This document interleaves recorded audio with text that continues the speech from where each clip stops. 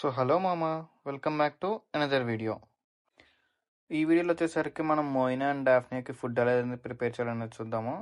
ఒక glass container అయితే తీసుకొని దాంట్లో మనం కొద్దిగా షుగర్ అండ్ మనం డ్రై ఈస్ట్ పౌడర్ అయితే వేసుకోవాలన్నమాట.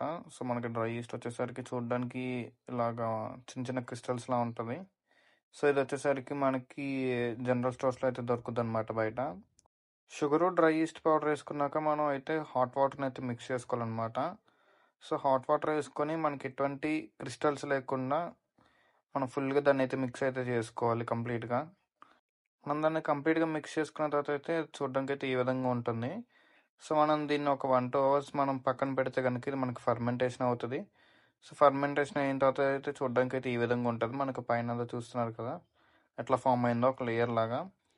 అట్లా ఫామ్ అయిన తర్వాత ఒకసారి మిక్స్ చేసుకుని మనం అయితే డైరెక్ట్గా ఫీడ్ అయితే చేసుకోవచ్చు.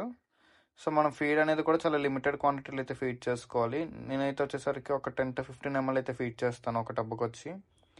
అది మనకి సరిపోతుంది అనమాట మోయినాకి కానీ డాఫ్నియాకి కానీ.